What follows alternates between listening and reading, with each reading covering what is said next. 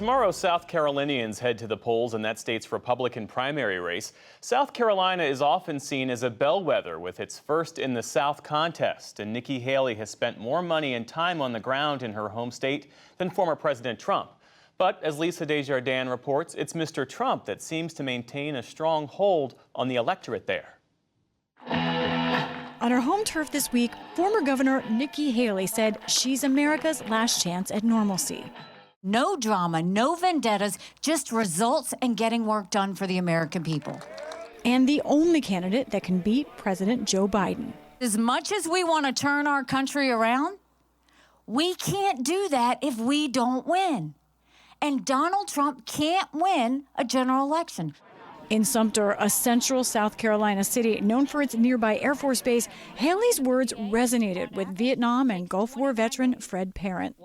Trump's about himself, and that's not the way a public worker should be. They should be about the whole country, and he is a worker. He works for us. And with longtime Republican Tina Martinez. The country's in a place where we need stability. We need a little bit of a sure thing. The American dream is kind of pretty much on life support. I didn't think I'd ever be voting for a woman for president. I want her to see that it's possible for her, especially as a minority woman as well. But Haley trails Trump here by a chasm of 30 points on average, with Trump routinely polling at 60% and higher. You're not supposed to lose your home state. Shouldn't happen anyway, and she's losing it big. I mean, really, I said Big Lee and Big Lee.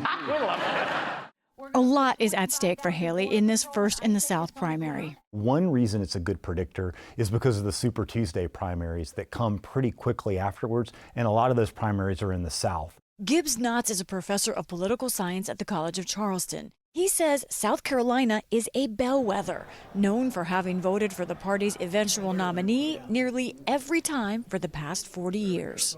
It's not necessarily that South Carolina's just gotten really lucky. We think it's actually because South Carolina is a pretty good predictor based on the representativeness of the Republican voter here. But earlier this week, Haley said she's not quitting. When the country's future is on the line, you don't drop out. You keep fighting. South Carolina will vote on Saturday, but on Sunday, I'll still be running for president. Still, the independent voters that pulled Haley closer to Trump, particularly in New Hampshire, are few and far between in South Carolina, with the most conservative electorate yet. Call on his name. Northwest in the state's foothills, Pastor Todd Black says he doesn't tell his congregation how to vote, that they already agree on the candidate and issues. How many of you are tired of going to the grocery store, spending $100 and lucky to come out with 2 little bags, right? Yeah. Black says he supports Trump because the former president's policies on social issues like abortion and religious freedom more closely align with his, even if Trump himself isn't perfect. If he says he is a Christian, that's all I can go by. But let me say this, we're not electing a pastor. We're electing the President of the United States. And the more that they come at him with all of this stuff, when people see that, they're saying, you know what? If they're trying to take him down like this and take away his rights, then they may come after me. Trump supporter Brian Weinbrenner is in church leadership, and he's proud of his day job at the local BMW manufacturing plant. We build cars for the whole world. I like the fact that we build in America, and I like his stance on if you want to come to our country as a person, then you do it the right way. New Hampshire is for Trump. South Carolina is too. And it's Trump that gained the endorsement of nearly all of the top South Carolina elected Republicans, including Governor Henry McMaster and State Senators Lindsey Graham and Tim Scott. And Knotts says Haley angered some power players in the State House during her 6 years as South Carolina governor.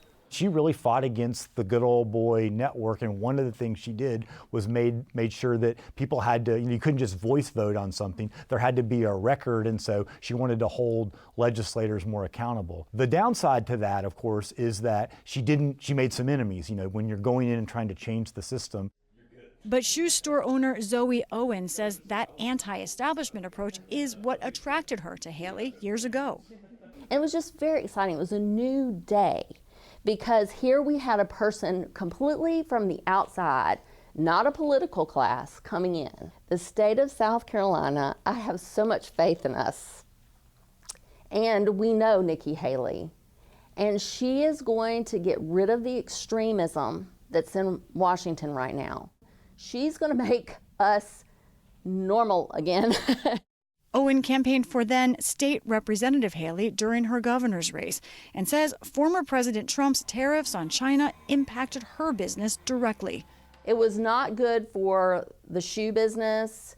I question whether it was good for America. You know, Donald Trump's a big business guy. I mean, but he doesn't have the pulse on what it really feels like if you don't sell a shoe. You don't eat spaghetti on Monday. You eat beans on Monday.